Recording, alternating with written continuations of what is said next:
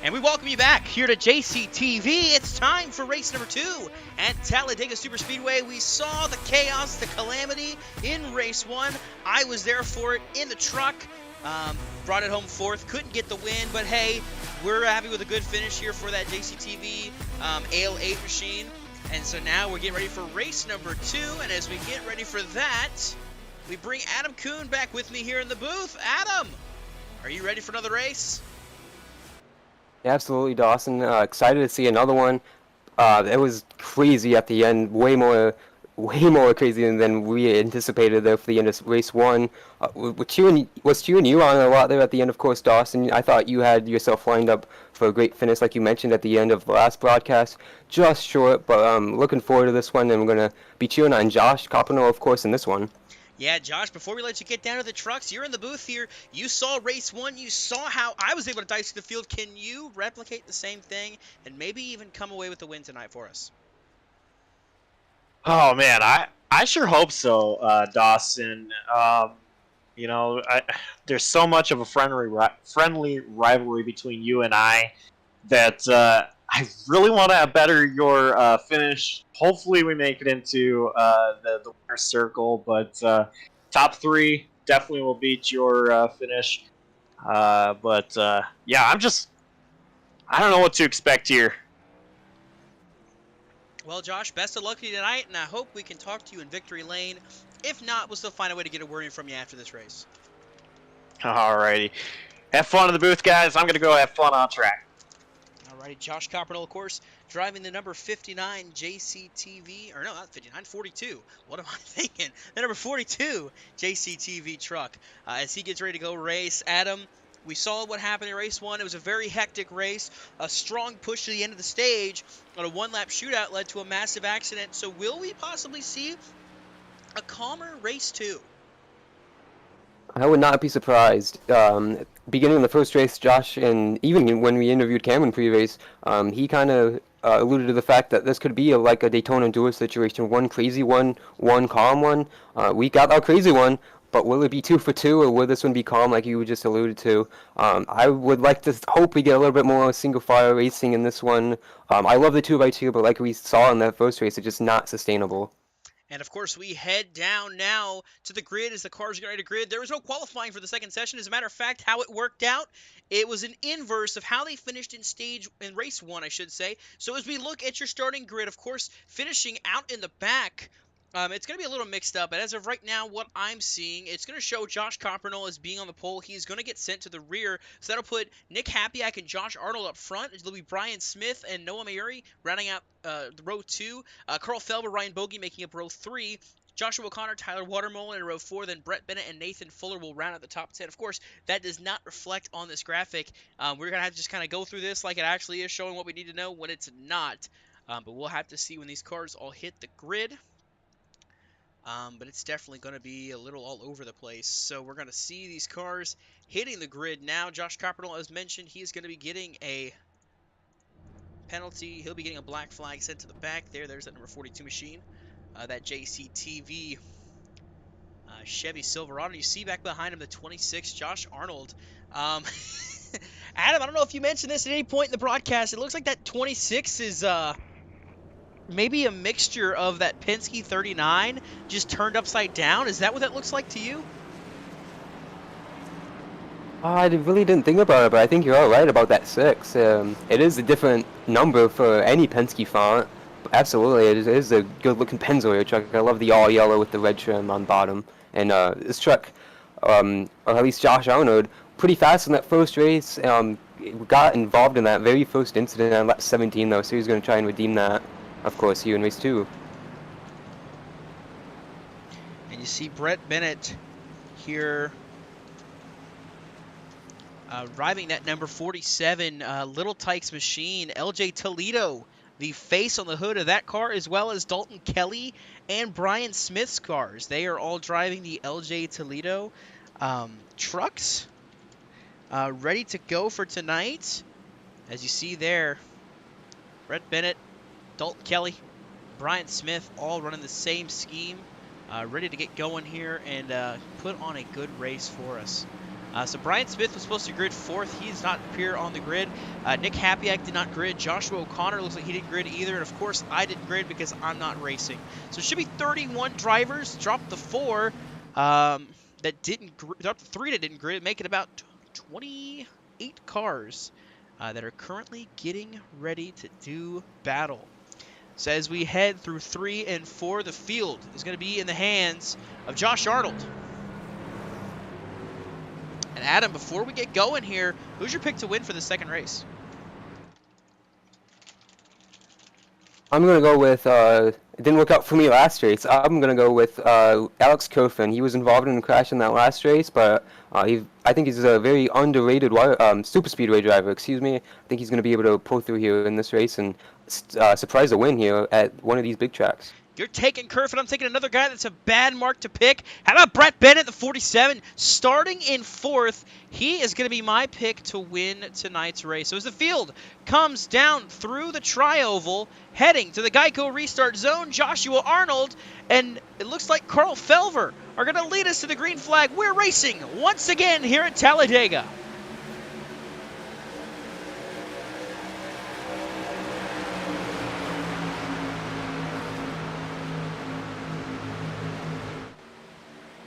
So there's some trucks going to the top, maybe trying to drop a little further back, but Josh Arnold leads the field. Noah Mary to the inside lane as well. Second truck down there, going to push him down there as well. Ryan Bogey in the 21, but up top it's Brett Bennett and Carl Felber. Excuse me, Dalton Kelly's the one dropping to the back. There's Tyler Watermolen up there in the 6th position, 3rd to the outside lane as they head down the back for the first time in race 2.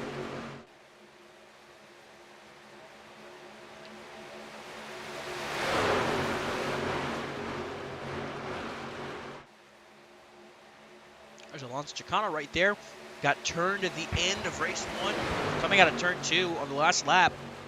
Definitely looking for some vengeance in this race. See if he can't make it, get her done and win it. But right now coming to the line this time, Josh Arnold is going to lead lap 1 just barely over Carl Felber.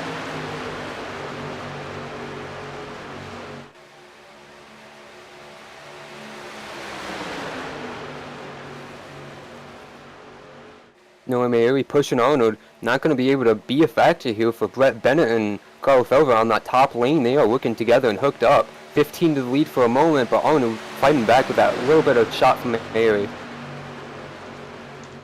course, Mary and Arnold coming together in this race. They don't usually race together. I believe Arnold races on Friday nights in the NAOR League, while Noah Mayuri, of course, was the CEO of the Slide Jump Racing League. He stepped down at the end of this season, which ended on Tuesday.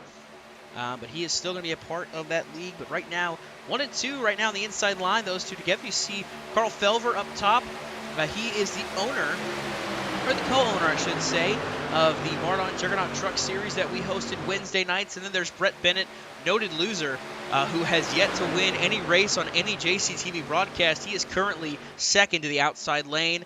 Of course, after that race, we got a text message Brett Bennett did from his mother, Cammie Bennett. And she just said, this next race, please don't wreck. So hopefully he can follow that message from his mother, take it as inspiration, and maybe go on to win this race.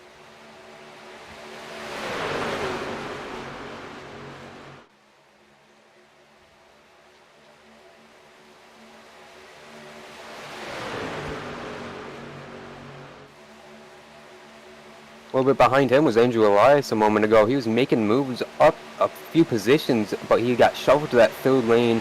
Couldn't get a draft, and now he's just going backward.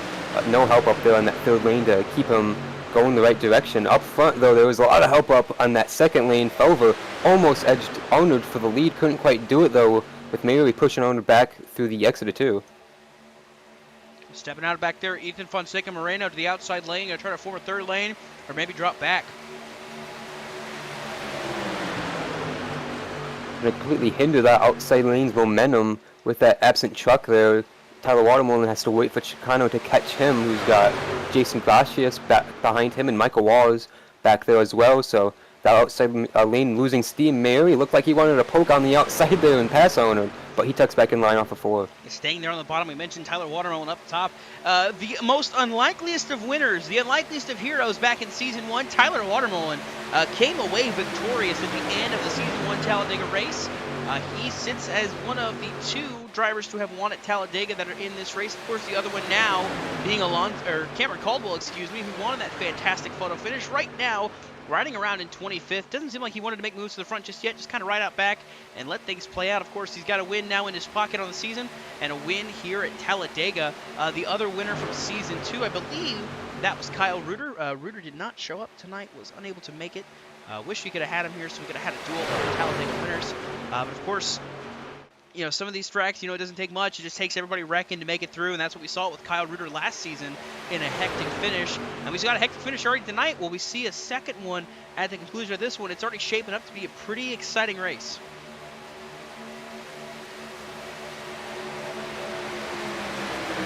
Absolutely, as we now complete 5 laps.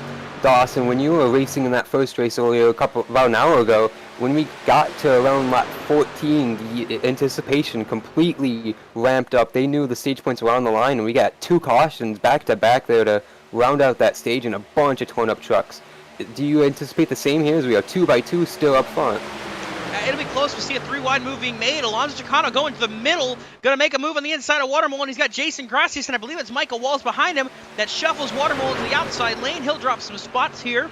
Behind Walls, there's Jonathan Parker, of course, one of the more dominant drivers of this season. 4 wins so far, including last week's dominant win at Darlington. Right now, finds himself 9th. He had a good run going in that first race. He was another driver that was a casualty of a last lap accident that took him out of contention. But right now, Felver leading. He blocks that outside lane. He blocks Chicano. Felver going to look to hold on to this race lead. When he blocked Chicano, he leaves the bottom open, and Brett Bennett was able to stick his nose there into turn 1. And the 47 is going to stay there off at turn 2 with Joshua Arnold right behind him. Bennett followed Felver right to the bottom when both of them got clear of Arnold, but Felver, of course, trying to dictate both lanes, did not do that back for Bennett's run to the inside. And 3 wide again, Andrew relies the truck on the top again, about 5 or 6 trucks back from these guys. He's found his way to the top 10 doing so. And we see Brett Bennett here, of course. 3rd season in this league. But, across every series that is run on JCTV, he still has yet to find victory lane in every single one he's touched, whether it's been the Slide Job Racing League, or it's been an AOR, or the Mardon Juggernaut Truck Series. Any league he's touched, he has yet to find victory lane. He wants to change it tonight. He always thinks Talladega is his best chance to do it, so he is banking on tonight being the night. You see Ryan Bogey bailing out back there in the back. That Wood Brothers throwback there in that 21 machine. It's a fantastic piece right there. I love that paint scheme. I do too. That's a very historic and classic scheme, and Bogey trying to preserve that for this race. Went upside down in that opening race quite a few times in turn 3 and 4, and involved in that very violent wreck to conclude the stage, and he just wants to get to the end of this one. Still battling here. Bennett and Felver side by side. Gracias dropping to the back here a little bit. Well, Elias now will take over the spot, putting him in position to try to score some stage points.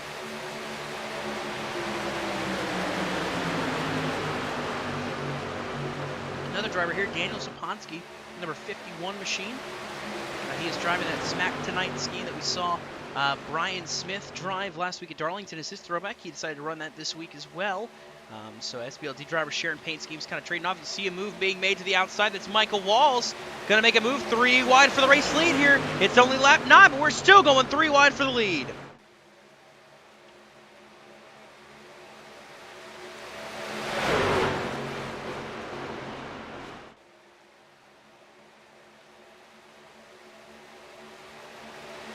Just about matches up with what we saw in race 1. About 10 laps in, drivers started seeing what they can do to make some moves work.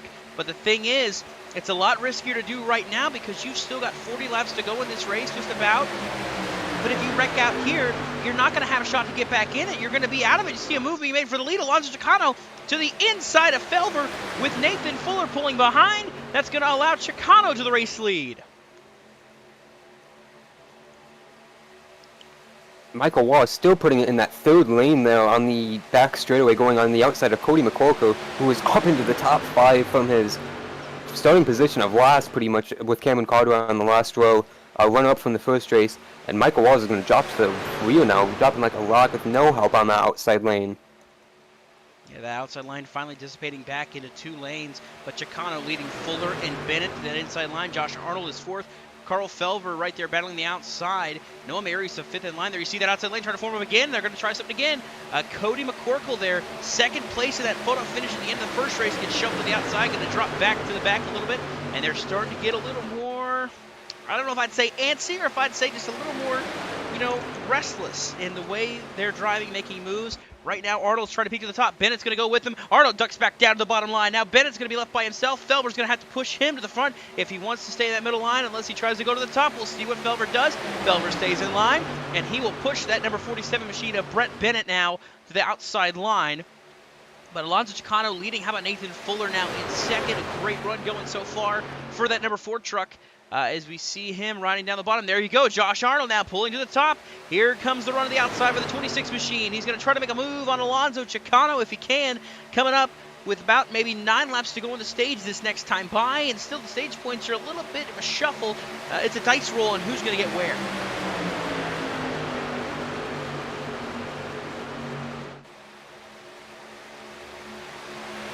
Arnold's fantastic move though through 3 and 4. I thought it was going to get him turned into the outside wall. It looked like a late move to the outside and to clear Brett Bennett, but it's going to be a challenge to the lead down the back straightaway with the 47 behind him. Trying to make a move, but Arnold right now holding steady up front. Alonso Chicano right there on the bottom, still side by side for the race lead heading into turn 3. It's going to be a battle between the 26 and the 25. Chicano and Arnold. Chicano, of course, our defending series champion. Arnold came in this season wanting to run some races in the truck, and now they're going to be side by side battling for the lead.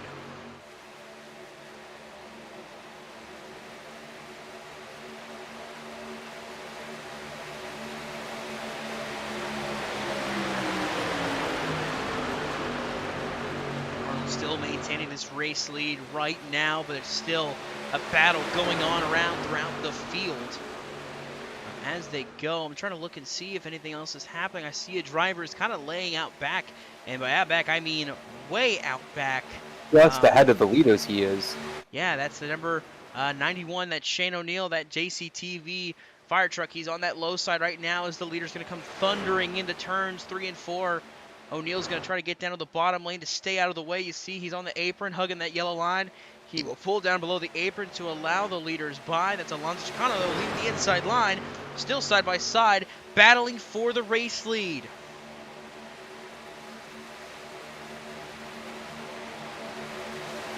So O'Neill's going to get on the apron ahead of the field. Doesn't want to cause any issues here for the race leaders or anything. So he'll get out of harm's way. But another driver I see that's a little bit further back that's lost the draft. It's Matthew Stotts. He is really, well back. He's lost the draft as of right now. So he currently sits in that 27th position. You see he's about, I think it's 7 seconds back at the race leader, Alonso Chicano. You see them heading into turn 3, while Stotts is still midway down the backstretch. A big speed differential between the two. It's really going to cause issues there for Stotts. He tries to make his way back up to the front through this field. But, of course, we got a stage caution coming, a guaranteed caution, so nothing to worry about. Gracias looked like he was blinking there for a second, so that's going to slow him up a little bit. But Chicano still leading here, coming to 6 laps to go at the stage. Arnold is still right there with him.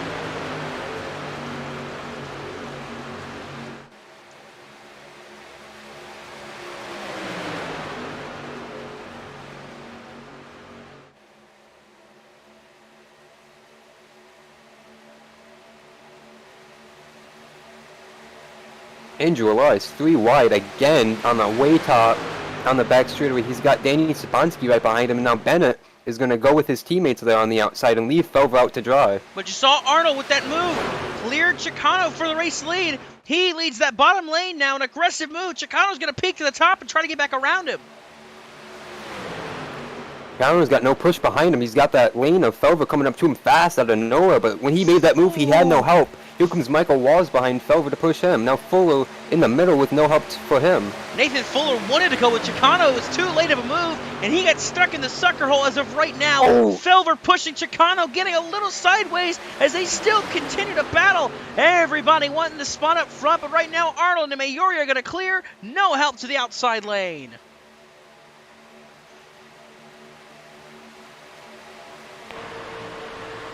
on board the 47 of Brett Bennett here, running this outside line. You see he's kind of backing out a little bit. Might try to drop to the bottom with that 44 if he can. Indeed, he'll drop to that middle lane. Dropping spots, though, right now you see him.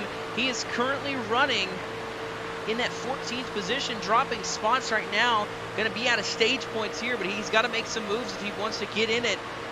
You see that 47 driving along here, heading down to the start-finish line. It's going to be 4 laps to go on the stage, but they are getting antsy. Chicano 3 wide. On the back straightaway last lap, he got left out by himself, and this time on the front straightaway, he went out there by himself on his own accord.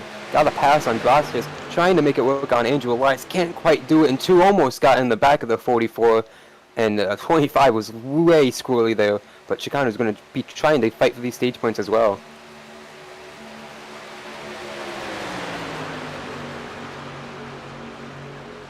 Up front, Nathan Fuller trying to challenge the lead. He's got Michael Walls pushing him, but he's door-to-door with owner for the lead. Noah Mayuri, Michael Walls, the 2 pushers on those lines. The second in line, third in line, Jonathan Parker on the inside, and it's Carl Felber to the outside. And you see the move being made up top. How about Andrew Elias and Alonso Chicano moving up top?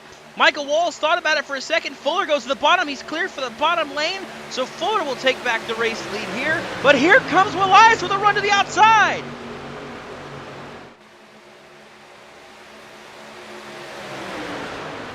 We're at a point now, a caution coming out will end this stage, but they are racing like it's the last lap again. Walls had the advantage, but here comes out outside lane with the Chicano pushing Elias. Huge run through the middle. That's Danny Sapansky. Where is he going to take that run? Oh! How'd they save it? Oh, it's not done yet. There goes Elias. He somehow kept it straight. We're going to stay without a caution for now. So Michael Walls leads, Fuller is second. Then it's Felver, Arnold, Sapansky, the top 5 as we come to 2 to go on the stage. The whole field is scrambling now, Dawson. Some guys just trying to back out and save their trucks. Some guys surprised they're still going. And now all of ones up front going for extra points. But you see Michael Walls, Nathan Fuller, Josh Arnold, they're not normally up front. Carl Felber, Daniel Sapansky, part-time guys. So is Noah Mayuri. Jonathan Parker and Brett Bennett are the only 2 full-time guys that are going to get some stage points out of this right where they are right now. Everybody else really isn't, too much in this series full-time. So we're seeing some guys steal some points away from those guys that are running for the championship, which is going to play a huge factor here in this race as we see now the move being made. To the outside, Felber and Sapansky are trying to make something work. They just can't quite get it done together. They're not fully hooking up, so they're not able to get that run. But you see that second group behind, about 4 trucks. That is Mayuri, Parker, Bennett, and McCorkle. They are running 6th through 9th. They're going to try to make something work if they can, but coming to 1 to go in the stage, I should say, it's Michael Walls leading. Over with a run from Sapansky's push, can't do anything yet. He just got to the door. Fuller was alongside. Now he's just trying to catch that side draft out for turn 2 on that 4 truck. Indeed he does. Huge run for the 15 and 51 now. Battle coming. Felver, Sapansky making a run. Look at Mayuri, Parker, Bennett, and McCorkle. They're back in the picture now as well as we come around. Look at the move they're going to make to the outside. Mayuri's going to sit at the outside. Parker back down to the bottom. Not going to go with them. Mayuri almost got put in the wall from Sapansky's block there. He's lucky to keep that truck underneath him. Coming to the tri-oval. Fuller going to peek. Can't quite do it. Now he got the clearance. Michael Walls isn't going to defend. Felber's going to try to make a move. Sapansky's going to try to make a move. They might be 3 wide coming to the stage finish here.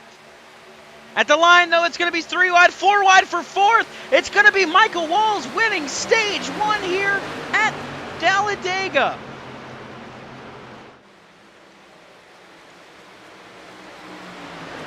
And this time we made it through without too many issues. We almost had an issue. But we were able to scrape by and make it without any issues. But oh my goodness, that was definitely a terrifying moment right there. We're going to go back and look at that really quick. Let's see if we can look at it.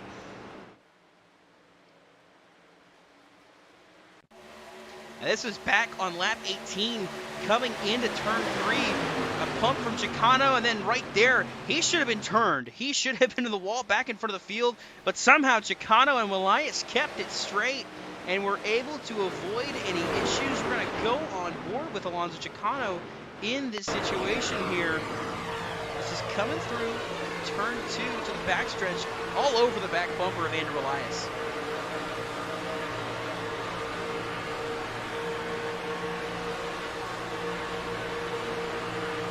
Right there, not square of a push, and contact made there. They get into it right there, but somehow, some way, Elias keeps it off the wall, or keeps it out from spinning out in front of the field, and is able to continue on here.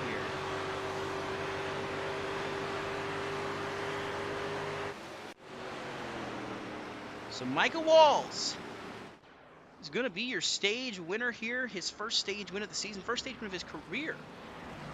Very impressive run there to get to it. So let's see if we can get a hold of him and get a word in with our stage winner.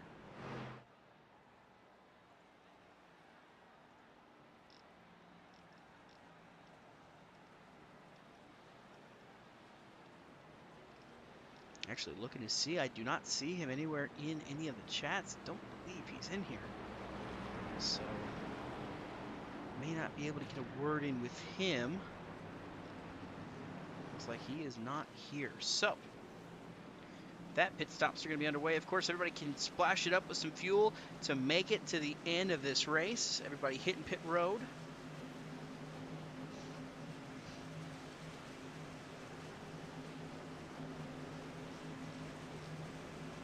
I believe the big thing we'll see here out of this change with the way these pit stalls are assigned, we can see someone like Josh Coppernoll, I believe. He'll have the first pit stall, I believe. Indeed he does. There's Coppernoll right there rolling up in the screen. He was so far back, however, it's not going to matter. Oh, bogey! Spinning exiting pit road! Spinning exiting pit road! Bogey the race lead. Oh my goodness. He might have taken the race lead coming off pit road, but spinning it out is going to cost him. Unfortunate for that 21.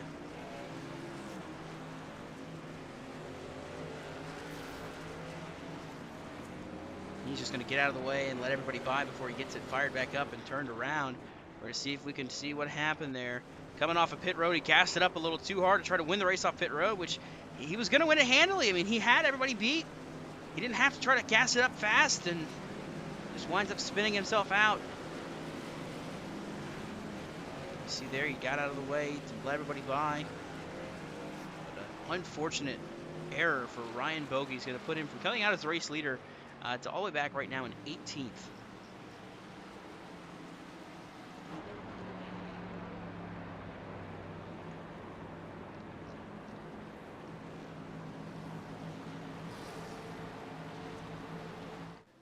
So Micah Walls will win the race off pit road after Bogey spun out, as long as they don't give Bogey his spot back, which I know they do sometimes, but I think iRacing might have put a stop to that one, at least it seems like. Or no, actually it looks like they're going to give him the spot. So despite winning the race off pit road and spinning, they're going to end up giving Ryan Bogey that first spot off of pit road, that first starting position out of pit road. So Bogey won the race off pit road, Micah Walls second, Cody McCorkle third, Nathan Fuller is fourth, and Daniel Saponsky is fifth, but I wouldn't be shocked to see Bogey come back down pit road and maybe get a fresh set of tires.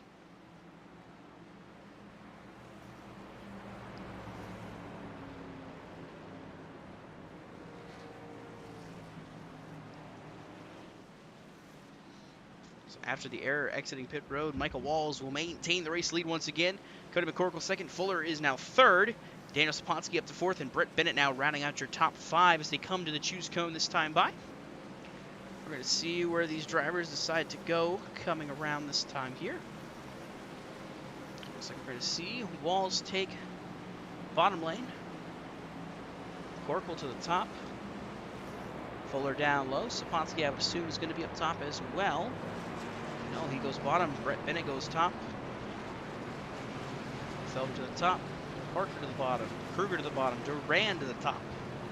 So topsy-turvy as they shake everything out. So we'll get an updated list once we get the choose all sorted out. Everybody gets lined up where they want to be.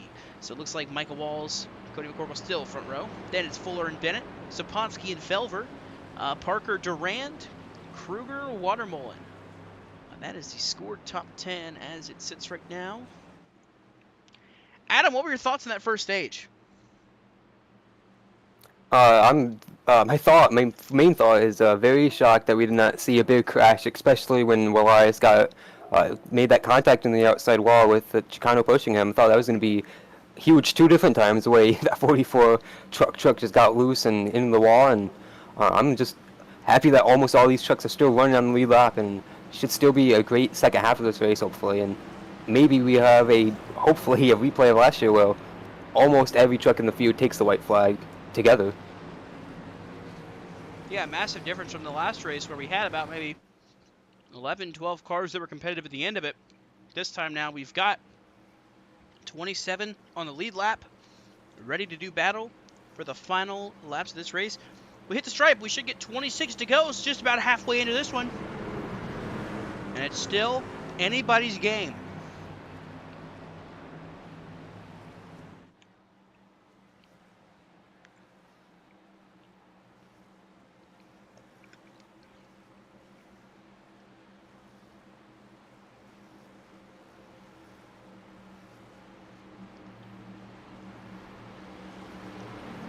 Pace truck is going to pull off, head down pit road. He's fielding the hands of Michael Walls, our stage winner.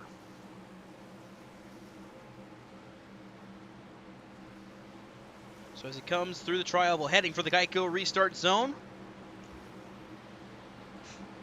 The green flag is back out. We are back underway here at Talladega.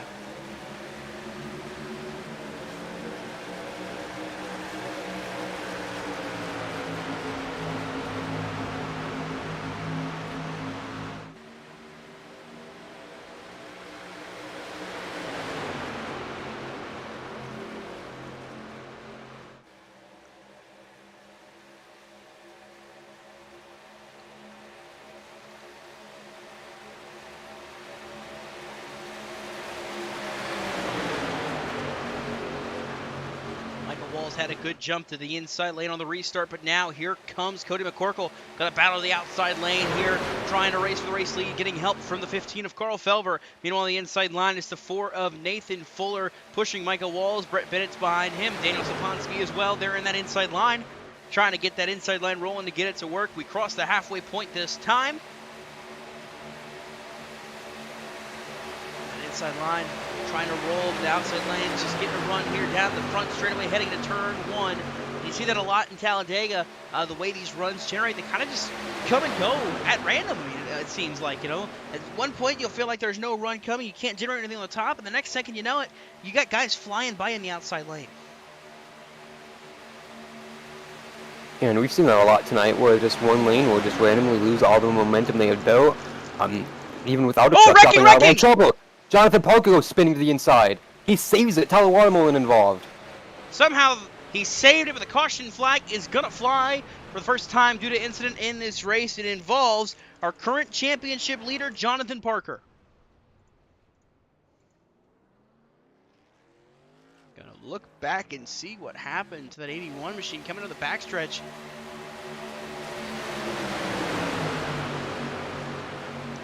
Oh, Michael Kruger got in the back of Tyler Watermelon there.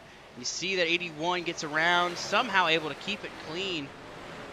Not too sure what happened to 68 of Watermelon here in this incident. He might have had a pretty impressive save as well.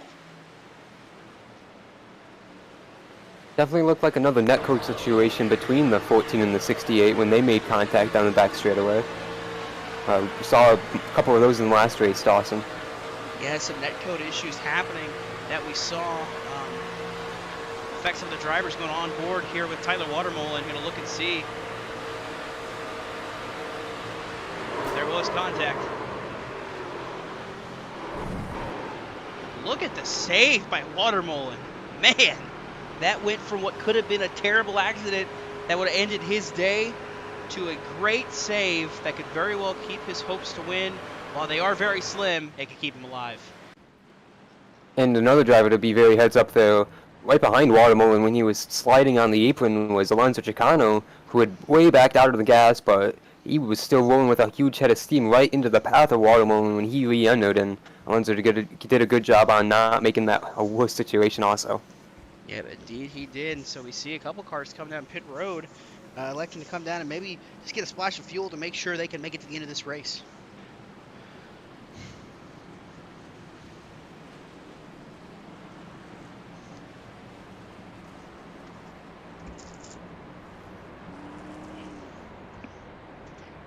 So the field, somehow, some way, still mostly alive in this one. But we've seen some chaos brewing. We're going to take a quick side-by-side break. You will not miss anything here. So we're under caution for the first incident of the day involving Jonathan Parker and Tyler Watermullen. Stick around. You'll catch the rest of this race live on JCTV.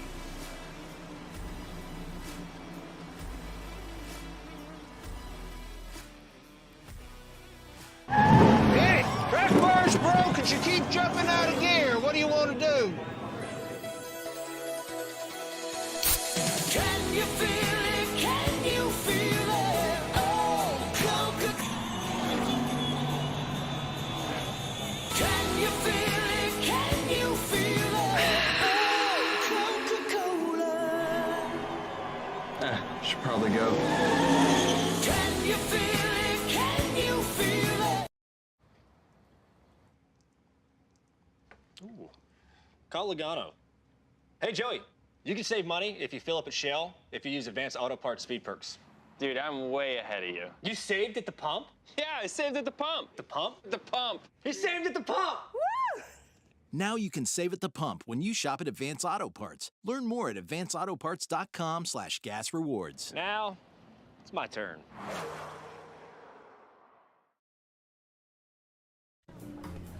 Kyle Busch, welcome to Menards. What can I help you with today? Well, I've got my shopping list right here. I need some green treated lumber. I need a brown Mastercraft door. I need red Clearview cabinets and some blue Dutch Boy paint. Those are M&Ms. And at Menards, we carry the world's best selection of home improvement products to help you complete your next project. you've got more of these, right? It's all gonna fit in your car? I got a trunk. Save big money at Menards. A broken heart, I can't help you. Rocket science, don't know what to tell you. I may not know how to get to the moon, but when I wanna fly, my crew knows what to do. Crank around the wheel in the left rear. You're only turning 9,000, need another gear. Never know how. Never know how. Man, we're door to door. I have the better car, fresher tires. I drove it in deep, and you missed it. I know you wanted to watch it, but you got throttled by your data plan, and it slowed you down. You hit your data limit streaming all that techno music, didn't you? I mean, really? Man, you've got some questionable taste in music. Switch to Sprint, the only network with truly unlimited data. Hey man, you cut me off back there. What you gonna do about it? Oh man. Can you feel it? The taste of Coca-Cola. When the race is Alright, fine.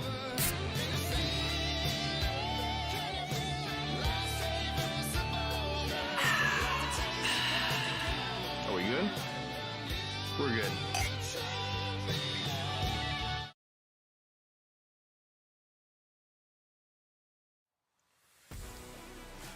We welcome you back to JCTV, presenting the NASCAR In the Pits News Truck Series Dega Double Dash, race number 2. Under caution there for Jonathan Parker and Tyler Watermullen, but not to worry. We're getting ready to go back green. Michael Wall still leading. Cody McCorkle to his outside. Nathan Fuller, Carl Felver, Brett Bennett. That is your top 5, but a name I see that snuck up in here. I see Justin Durand is now up in the top 10 here, ready to start mixing it up again perhaps for this race lead. Pace truck gonna pull down, heading for pit road.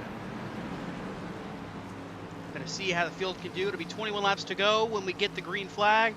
See a truck back there as well up in the front. Josh Coppernoll currently scored in the 12th position, that JCTV Chevy Silverado. The field in the hands of Michael Walls, heading through the tri-oval into the Geico restart zone. And we are about to go back underway. Green flag is back out. We race once again here at Talladega.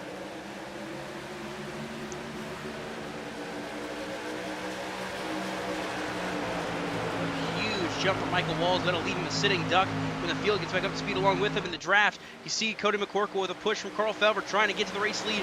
Fuller now to the back bumper of the 48 Asgay A7 of Michael Walls.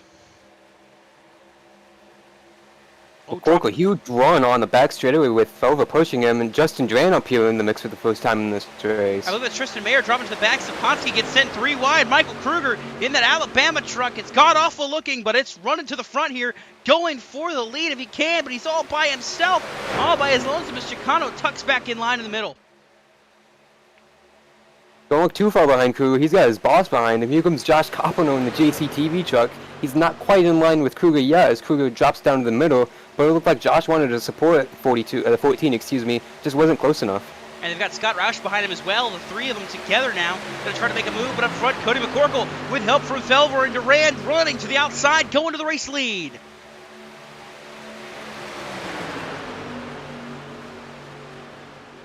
Of course, Carl Felver has won here in the InThePitsNews Truck Series before, as has Justin Durand. The rest of this top 5 here, or the rest of these guys that are up here in this mix have not. Chicano Kerfin have won as well. I believe Probst has won in this league as well, but I could be wrong on that one there. As you see, Chicano wanted to try to peek to the inside of Saponsky and send him up high and dry. Couldn't quite do it back there in the back. That smacked tonight scheme, I should say. Staying in line, 4th in line to the outside. But this inside line's trying to roll here. Fuller, Walls, and Bennett, with Kerfin now behind them as well as Zach Probst on that inside line.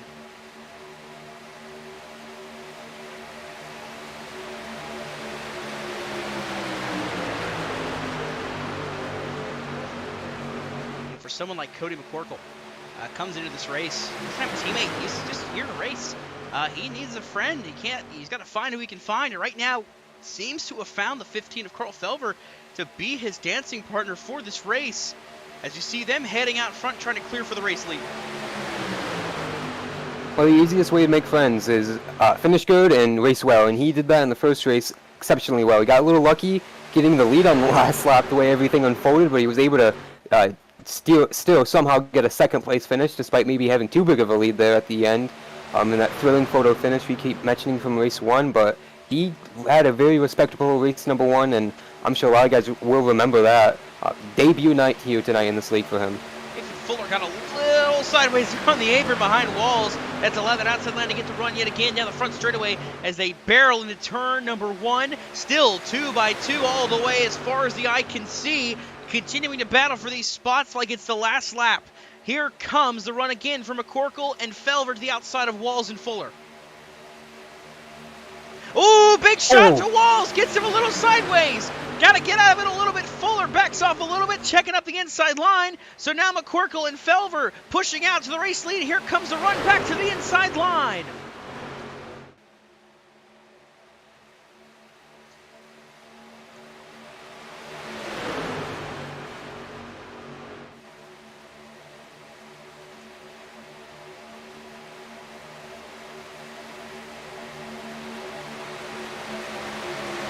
Will lead the line that time. Felver, they're going to be in 2nd. If they can get clear enough, which they look like they're going to try to do it, they're wanting to try to clear down in front of the inside line and get down there. Couldn't quite do it. Shuffles them out a little bit and gets that outside lane checked up. It's going to allow Walls and Fuller to have a run again on the inside line. There were a couple different hesitations there that McCorkle and Felver both had on trying to shoot to the inside. At first they were both clear like you mentioned, and then Felver didn't budge. Then once Felver budged, the pole was taken up. McCorkle looked like he was going to keep on going, but didn't at the last second, so it's going to allow Michael Walls to the lead, and he is clear of the O2 truck momentarily with that push from Fuller. Back out back, Alonso Chicano's going to make a move to the outside line. Justin Duran's going to go with him. We're setting up to have a 3-wide battle for the lead, it looks like. As you see the 25 and the 5 to teammates working to the outside. They're going to see if they can make something work. Here comes Felver to the outside. It's going to leave McCorkle high and dry. 3 wide for the race lead here in Talladega. Chicano shoots to the middle to push Saponsky and McCorkle in the middle. Gracias and Maher behind him. The outside lane now just down to 3 trucks. Felver, Durand, and another truck back there. Looks like actually that's Michael Kruger. So 3 trucks going the wrong way there on the outside. Here comes Saponsky peeking to the outside of McCorkle. McCorkle blinks out there for a second. That's not going to do much but slow up that middle lane as well. The outside lane now has Chicano leading. Felver second in line. Justin Duran there, and then it's Michael Kruger. Meanwhile, on the bottom, it's Michael Walls, Nathan Fuller, Brett Bennett, Alex Kerfin. That's Zach Probst and Noam Area. The PPM trucks backed up a little bit. That middle lane, it's that number 02, Cody McCorkle. It's the 51, Daniel Sponsky, who now jumps to the high side. Going to try to make that run on the high side work on the high lane. They're going to not let him. They're not going to let him in. It's going to be 4 wide back behind here. Jason Grossi is with help from Tristan Maher there in that second middle lane. He's going to somehow squeeze in front of Zaponsky and clear him, moving Zaponsky back a peg there in that outside lane, but that's all that's doing is helping the inside line pull a little bit further ahead. Kruger has found his way to the bottom, right there behind Kerfin. He's 5th in line on the bottom lane. Josh Coppernoll right there 6th, right behind his teammate. The outside lane there, you see Tristan Maher is right there behind Alonso Chicano. Then they have Daniel Zaponsky, Jason Gracias, and Cody McCorkle leading the charge to the outside, the inside lane, of course, still being led by Michael Walls as we head down to 14 laps to go this time by. The action is picking up. Business is getting down to it, or something like that, however they say the phrase. Cody McCorkle making a run to the outside for the race lead.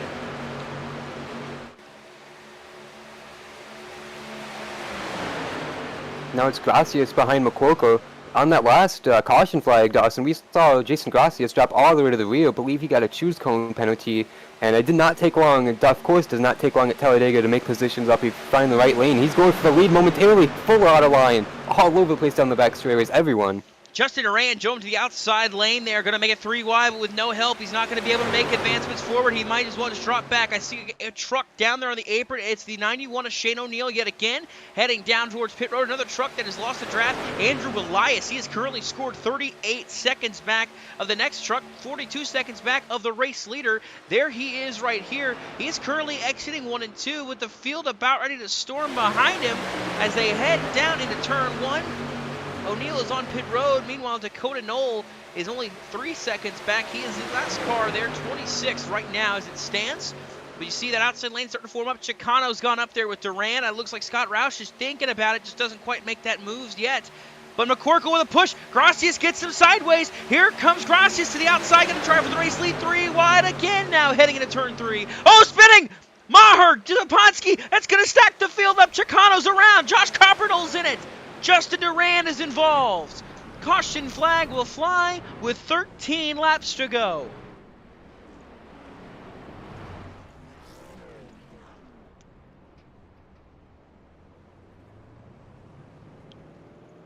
It only took 1. It was another push from Chicano that wasn't fully square, and around went that number. It shows the 17. It should actually be the 69. Tristan Maher spins him around. Zaponsky gets a piece of it. Justin Duran is involved.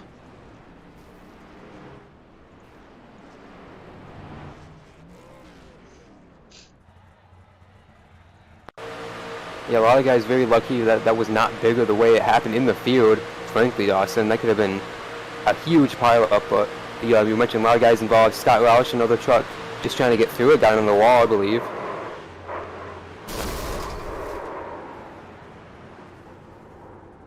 Zach Probst got some damage, and big time damage to Josh Coppernoll. I believe his right front got hit big time from Chicano. Well, board again with Alonso Chicano. Watch this run here build up. This Celsius lifted onboard cam is going to tell the whole story. Right here, it's going to be a push that's not quite square, right up there on the left rear, and that just sends him around. See Duran gets spun. There's contact with Coppernoll there from Chicano. That would do him in. Dalton Kelly did a phenomenal job slowing down. He was right behind the crash, but he lifted out of it at the perfect time to bail and almost got into Spansky, who had been wrecking for a couple seconds, right in his way, and Kelly just kept on driving down really, really slow and did a fantastic job navigating it. So on board with Josh Coppernoll. We'll get that on board there with Dalton Kelly. 45 machine, that little Tykes LJ Toledo tribute scheme. And just watch this happen up ahead. You see the chaos building up. Look at this gap right here. Saponsi just trying to keep from getting more damage. Hits the wall a couple times. And right there, still having issues. Finally, Kelly able to gas it up around that damaged 51 truck.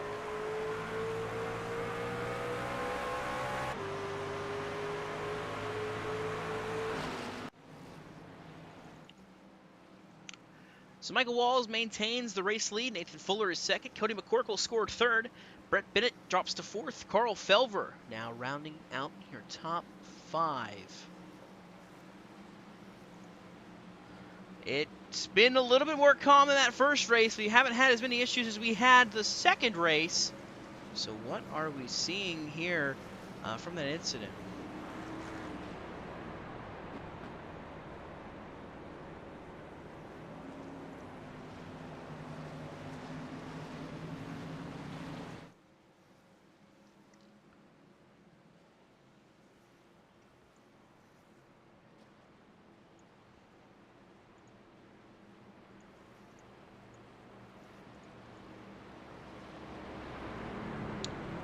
While we're under caution, what do you say we take a look at some Strigley stats here? Adam?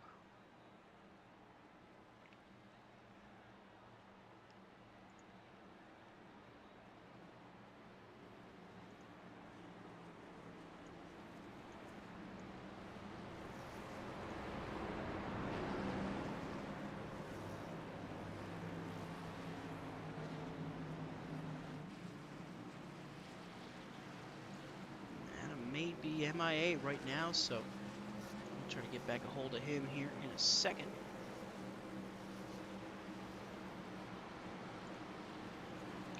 While we're waiting, we'll talk to you. We'll give you some stats here presented by some fast facts presented by Strigley Stats. Of course, we mentioned Cameron Caldwell was able to break the dry spell earlier tonight after his win in this first race. He snaps his winless streak that he had going all the way back to last season. He hadn't been able to find victory lane until tonight for a while. And he hasn't really he came close in one race this season, Watkins Glen. After that, it's been a dry spell for that number 12 machine back in victory lane since his win last year. And I believe it was Watkins Glen that was his last career win. Only one driver has been able to just lead one lap in his entire career and win a race. And that is the 68 of Tyler Watermolen, who did it at this track back in Season 1. He has one career-led lap, and that was the last lap of the Season 1 In the Pits News Truck Series race at Talladega. So he, of course, is the only driver to have led one single lap and won the race. And right now, as it stands, one team has been able to sweep the plate races, that being Radius Racing. Of course, David Durand has won at Daytona. And so far, Cameron Caldwell with the win earlier tonight. Can they go ahead and get a clean sweep going after this race? They would be the first team to do so in the Pits News Truck Series. So some fast facts presented by Strigley Stats. We always appreciate Joseph Strigley and everything he does for those Strigley Stats.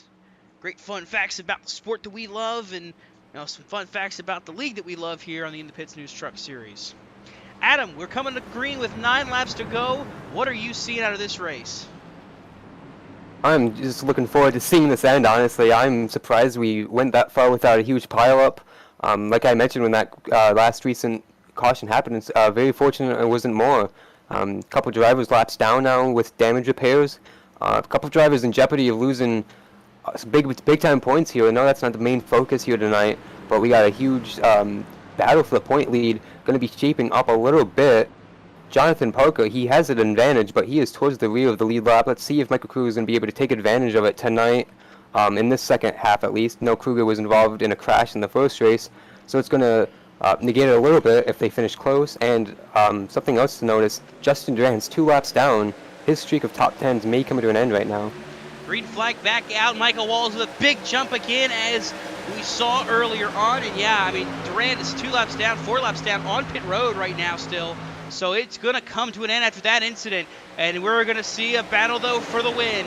Michael Walls, Nathan Fuller still the top two on the bottom lane. Carl Felver now lines up on the bottom as well. Michael Kruger's there at fourth in the inside lane, and I believe it's Matthew Stotts at fifth. Look at the move out top. Those peak performance racing machines. It's Zach Probst, Noah Mary going to the top. They're going to try to make that outside lane work. Meanwhile, Cody McCorkle with a push from Brett Bennett, and Alex Kerfin is going to make the middle work so far. They're three wide battling for the lead. Peak performance guys did a great job getting up there, like you mentioned. Now it's just staying up there. They got no help other than themselves. They're doing a fantastic job just maintaining it for now, but it's going to go down quickly here on the front straightaway. You see them losing pace to everyone else. Alex Kerfin in a little tight sandwich between Brett Bennett and Dalton Kelly, an unhonorary member of SVLD, if you will, as those two surround him in that middle lane, pushing Cody McCorkle. He can't get with his teammates that behind him. But it looks like David Duran, Jason Gracias, Cam Caldwell, Dakota Knoll have all gotten lined up there in that middle lane. They're working it with them, but they're going to have to make some moves to get Kerfin as part of that group. Right now, McCorkle leading. Michael Wall still pushing hard on the inside lane with Nathan Fuller shoving him, and Probst and Maori now making moves to the outside lane.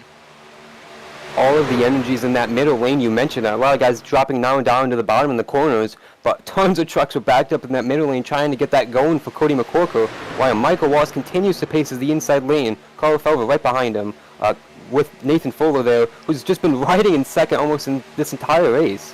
I see that David Duran, Jason Gracias dropped down to the bottom lane. So did Jonathan Parker. They're going to move down and try to make a move. You see the side draft there from McCorkle on Walls and Fuller. They are going to allow Probst and Maori to get three wide for the race lead just about for a second. They were right there side by side. Now coming through 1 and 2 to the back straightaway now with 7 laps to go. Nathan Fuller still all over Michael Walls. Brett Bennett is on the back bumper of Cody McCorkle. Noah Maori shoving Zach Probst. Now Dalton Kelly to the top lane going with those PPM guys. Brett Bennett's going to clear the bottom of Michael Walls, as is the 0-2 contact from Kerfin and Walls. Somehow they keep it straight without wrecking. Now Bennett and McCorkle clear on the inside line for the race lead. I have no idea how Bennett was able to clear Michael Walls for the second position, nonetheless McCorkle, who had a fantastic push. Walls trying to go to the outside now with Fuller to his... Oh, Fuller almost turned him twice there. Fuller does not want to stay glued to his back bumper much longer. He makes the move down to the inside line. Walls all by himself up top. They're three wide back there, but right now Bennett is in second place. Look at the move that Alex Kerfin just made to the outside lane. Kerfin wants to go to the front. But all this shuffling and jostling is just slowing up everybody else here, Adam.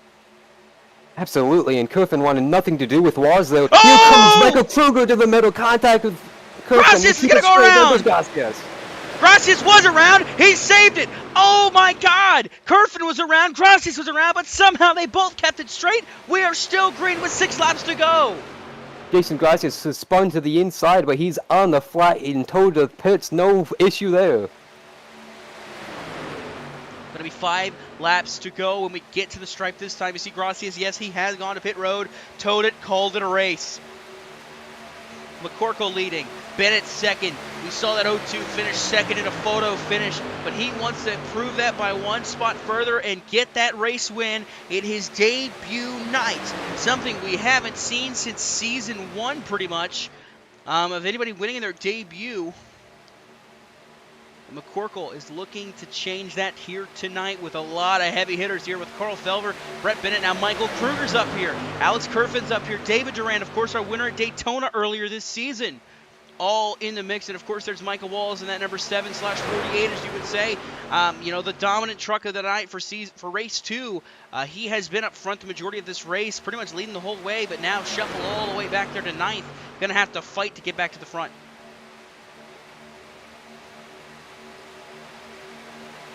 Felver with Kruger, side pushing to the lead, I should say, now with 4 to go. They were side by side with Cody McCorkle as Felver now clear to the race lead. Cameron Caldwell's trying that top lane again. He's going to have help from now. Looks like Ryan Bogey and Dakota Knoll still side by side for the race lead. Zach Probst's going to pull to the top.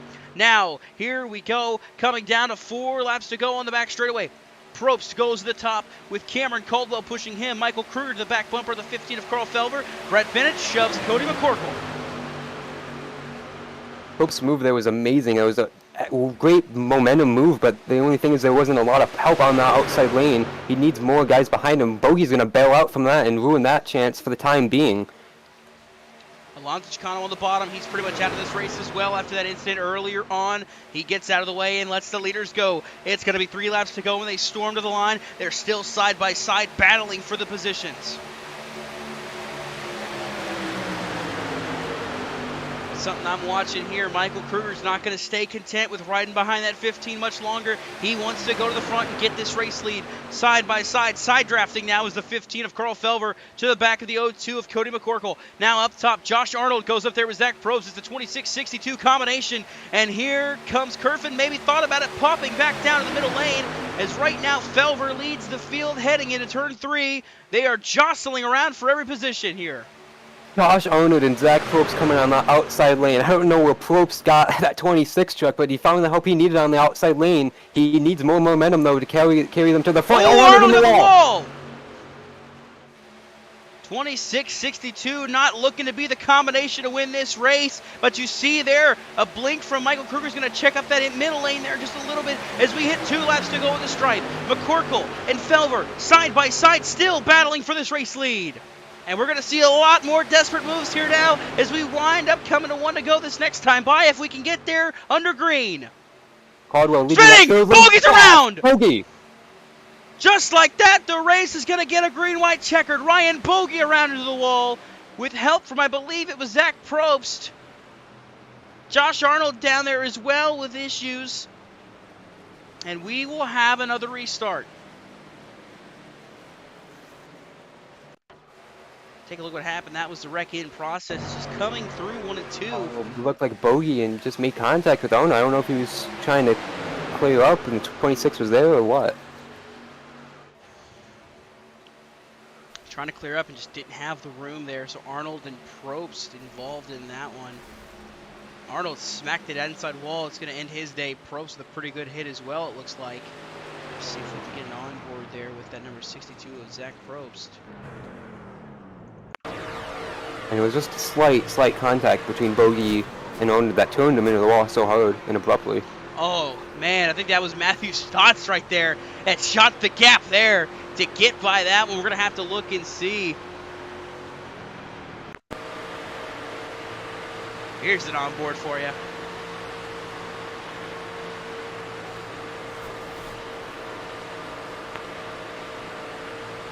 Never even once with throttle, it sounds like, but he was able to make it work and miss that wreck there. So somehow, some way, Matthew Stotts keeping his race alive in that one. So as we regroup here, it's going to be a green-white checkered, the same thing we saw in race 1. It's going to be a battle to the finish. Of course, we go green for a lap. We get the white flag if we can make it back without any cautions. And then after that, we race to the finish. That's how it works here. So, Cody McCorkle now in the driver's seat once again. But I got to say, I think, you know, if you're looking at anybody that might be the pick to win that catbird seat, it belongs to those guys in 3rd and 4th, I believe. Michael Kruger and Brett Bennett. I think they're really in position to take this win away. But I mean, we still got plenty of guys back here as well that are in the mix. Alex Kerfin, David Durand are up here still. Michael Walls is still running 8th. Cameron Caldwell, the winner of race 1, is running 9th. And how about Jonathan Parker recovering to 10th right now? He's been a little all over the place, but finds himself in the 10th position.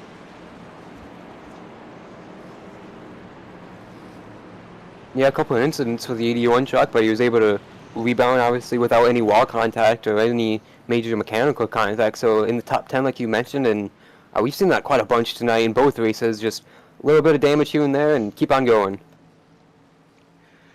And it has worked wonders for some of these drivers. Excuse me. But, you know, we'll see it here as this race comes to a conclusion. We've got 3 laps to go as it stands. Can Cody McCorkle hold on and get this win, or is this going to be somebody else stealing the win away from him? We're going to see if we can get a quick word in here with Michael Kruger as he runs right now in the 4th position.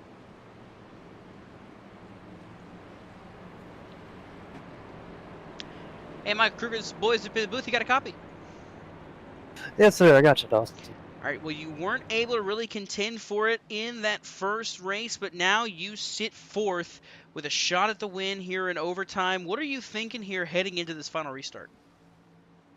Well, really, it's I'm kind of pinned between two choices here. It's either push someone to the win potentially, or if the opportunity presents itself, like if the door opens up for me to make a move, I'm going to go for the win here. I mean, that's really what I'll do here. I mean, it just depends on what happens here on this choose to really determine this, really, and of course what happens when we go green. Well, yeah, coming to green here. You're currently sitting fourth. Do you feel like you're in the catbird seat here?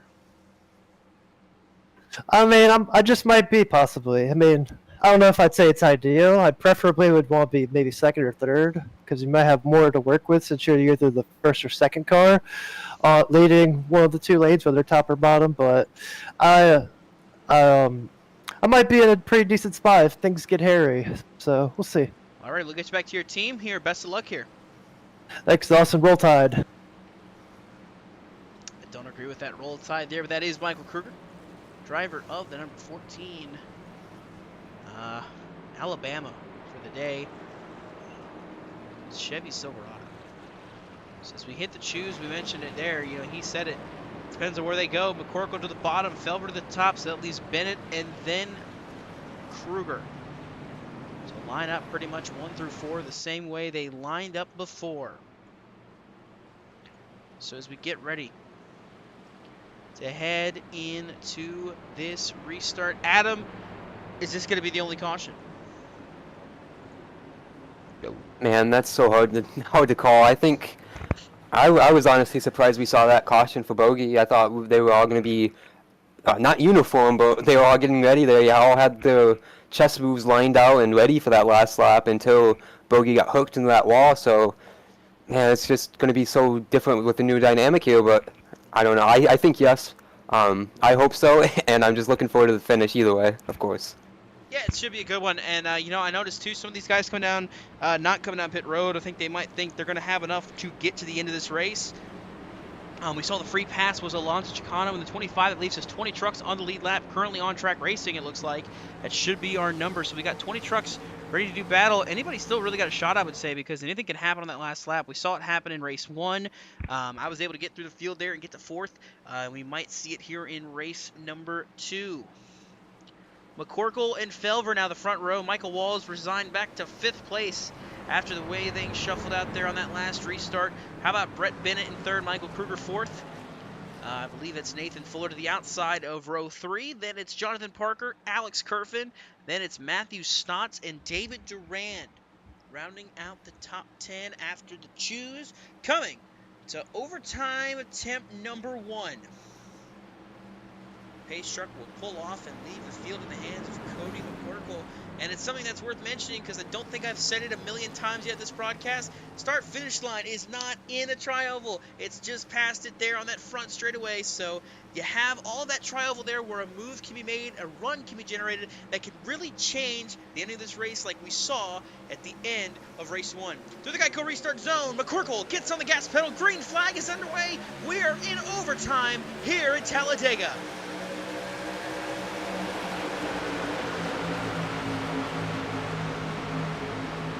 Felver with just as good as a launch. Kruger to his back bumper now. Bennett to the back bumper of Corkle. Hit by Michael Walls as well. They get a little sideways. Everybody's pushing as hard as they can.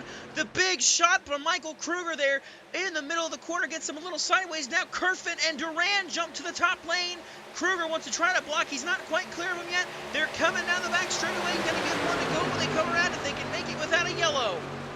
Pilford's got 3 teammates behind him, and he's in the top lane with pushes. The middle lane's only got 3 trucks. Let's see what can happen here. Cody McCorkle might be in a great position on the bottom with Brett Bennett behind him. Everyone else swapping lanes. 3 wide for the lead, coming to the white flag.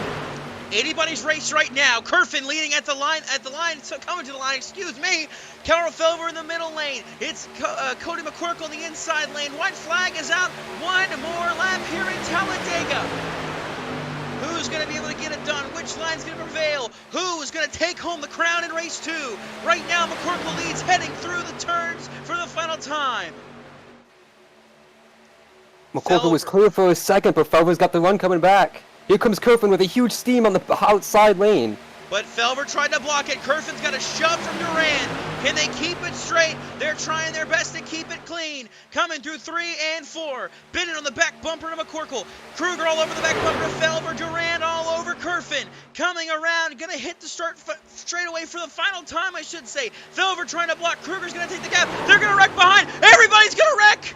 And as they wreck, David Duran's gonna clear. Alonso Chicano's gonna try to make the move to the bottom, to the top. It's not gonna matter. David Duran's gonna get his second career win here tonight. He wins the second race here at Talladega, ensuring the sweep for Radius Racing. And Cody McCorker hasn't even crossed the line yet. Pure heartbreak, 2 races in a row for him as he crashes at the right pit exit. Now, just finally gets the checkered flag. Heartbreak for the O2 truck leading at the triover, and he got turned behind him. They were wrecking behind him, and he just got hooked. It only takes one move like that to take you out of the race. But we saw it happen there. But David Durand scores his second win of the season.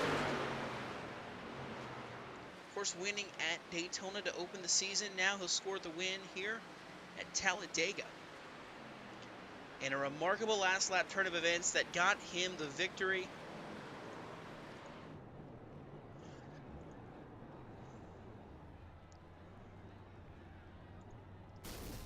C2 graphics so far with the clean sweep of the plate tracks, winning at Daytona and now both Dega races here tonight.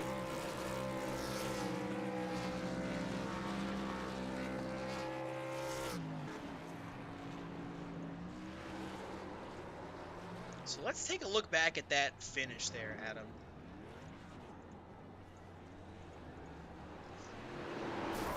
Oh! Yeah. Ethan Fonseca Moreno coming in at the last second there. We're going to take a look back and see how that played out. I am just so surprised it all worked out that way. I thought it was going to be, out of anyone on that top lane, I thought it was going to be Kerfin for sure. If it wasn't going to be Felver or Makoko.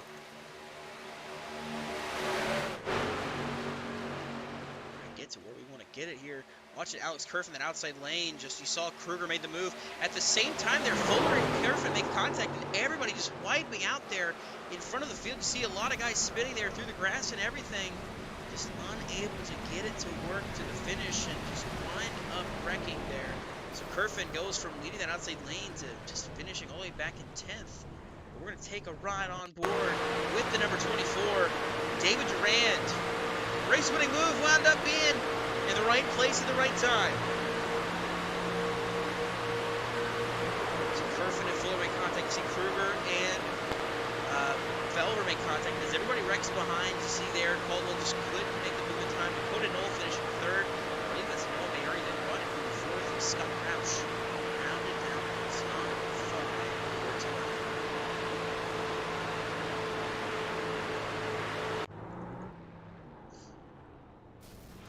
So as David Durand continues to burn it down, what do you say we try to get a word in first off here with our third place finisher, Dakota Knoll. If we can, there he is. Let's see if we can get him in here. Hey Dakota Knoll, this is the boys up in the booth. You got a copy?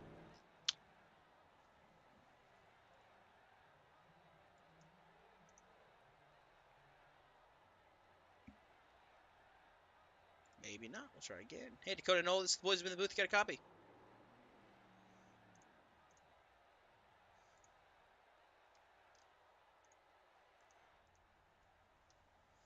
Right, so it looks like he is unavailable for comment right now.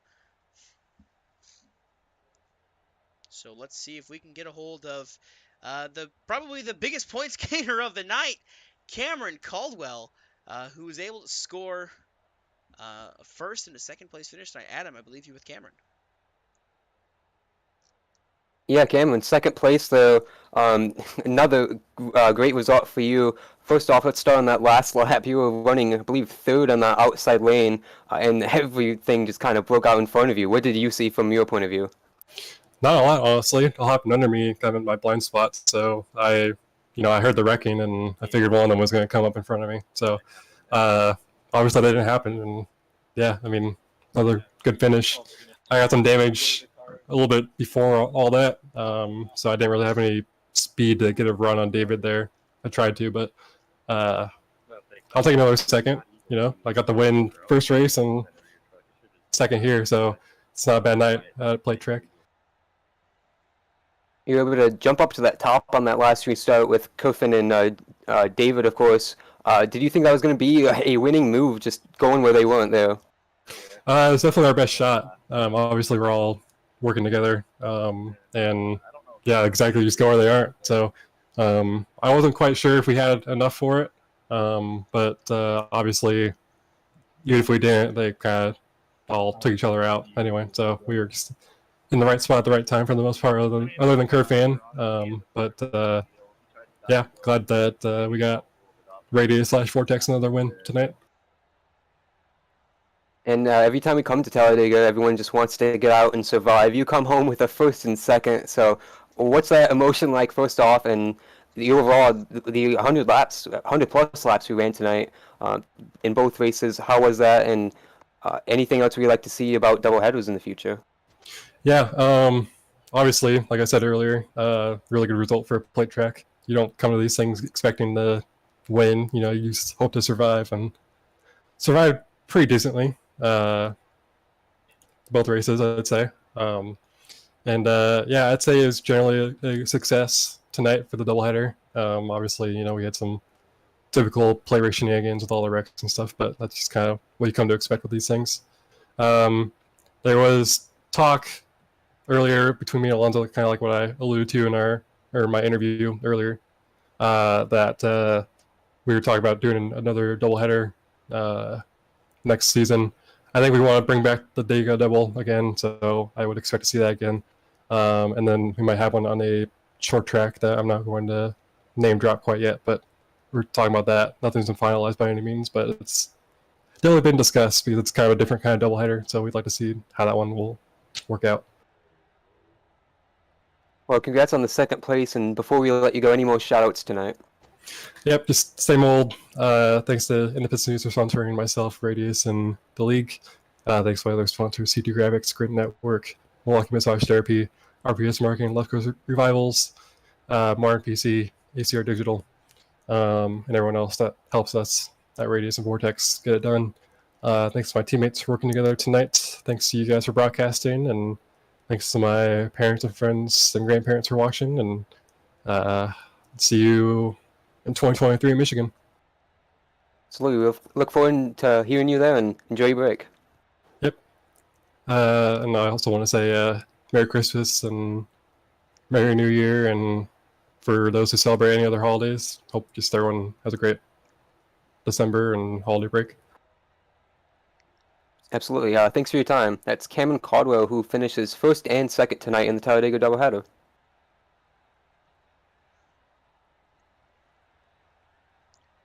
No, Dawson, I believe you got a winner.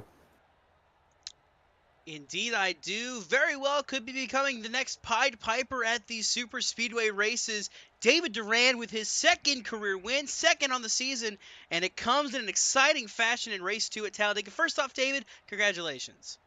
Thank you, sir. That was a tough one right there at the end. Yeah, take us through it. Coming down to the line there, you were not really in a position to go for the win fully before that caution came out.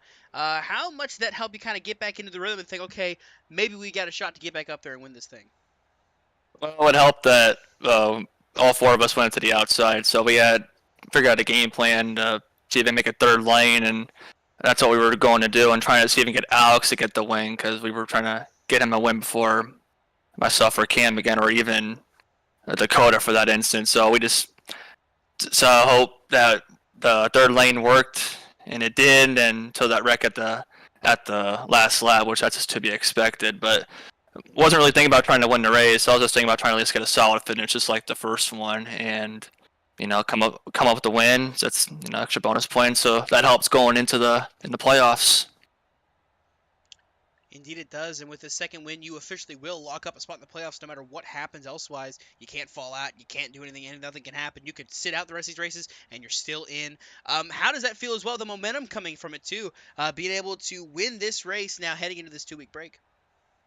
Well, it gives us some it gives us some momentum going into Michigan, and we're gonna treat that like another super speedway because of the draft is strong over there. So we're gonna treat that just like this kind of race too. So, but we'll just see what happens. Happy to at least get the win. I was trying to at least get Alex up there because we were working really well together there in the last handful of laps. Try to get up there at the end.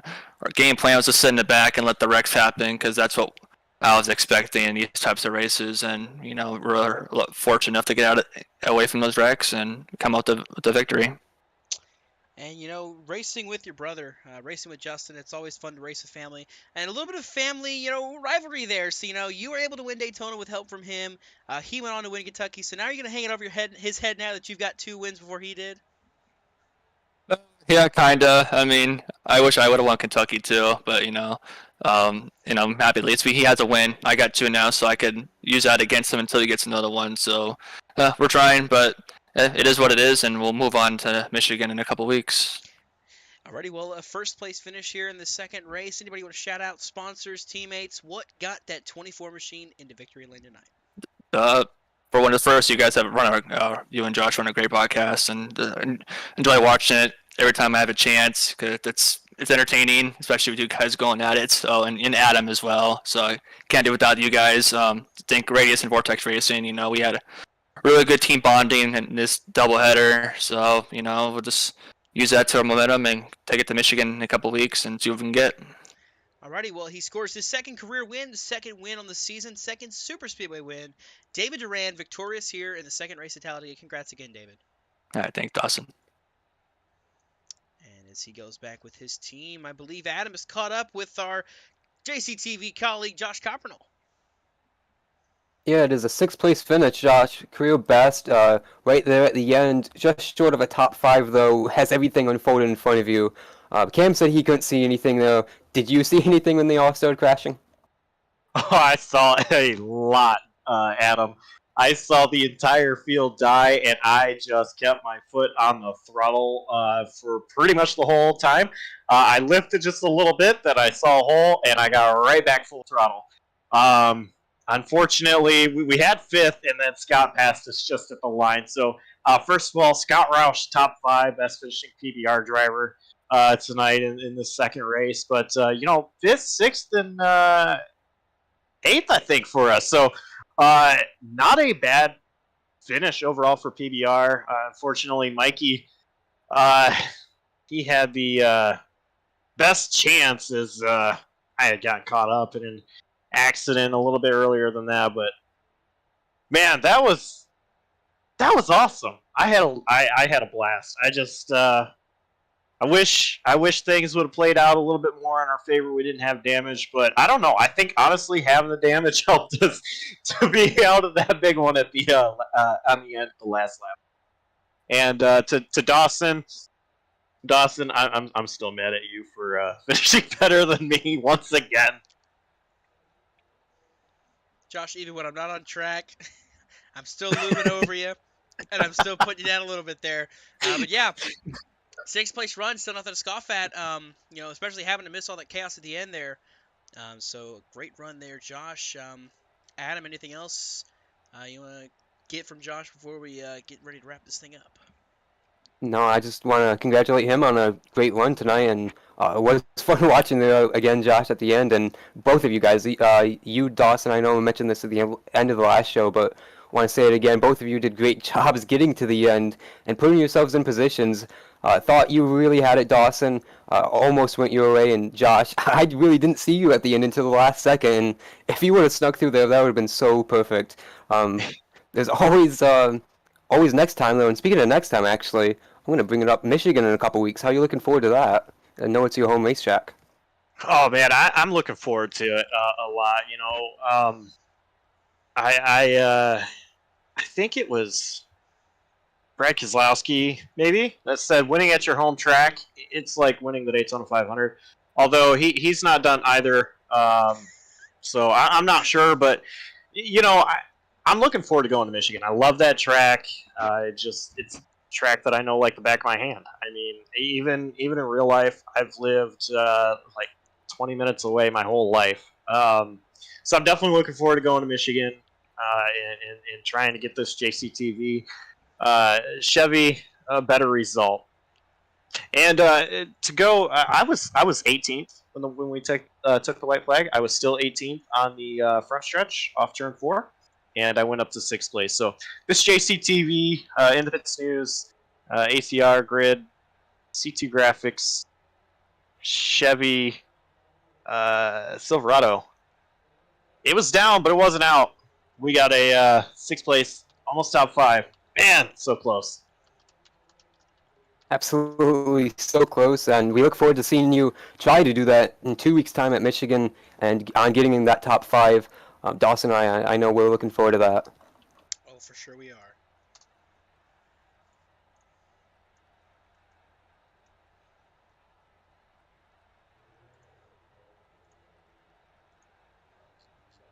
And so with that, we pivot to some closing remarks. We got word in Cammie Bennett, of course, noted mother of Brett Bennett. Another text message of encouragement. Oh, honey, you were doing so well. And then a text from his father, Phil Bennett. Good race, bud. Proud of you. We always love to see the interactions between family members. Tuning into these races and watching along. And, of course, Brett. We all love Brett here. No matter how hard we push on him and pick on him for not winning a race. Definitely is always fun to see. But yeah, you mentioned Michigan coming up in 2 weeks from today. We look at the current schedule as it sits here for the InThePitsNews Trucks Series. We got done here with the doubleheader at Talladega. 2 weeks' time, we head to Michigan. But we've only got 3 races left before the playoffs start. 3 races remaining before we set our field of championship drivers. We've got Michigan, then we've got the Charlotte Roval, and then we have Atlanta Superspeedway. So we have another shot at another wildcard winner getting into this championship hunt. But that comes all the way January 21st.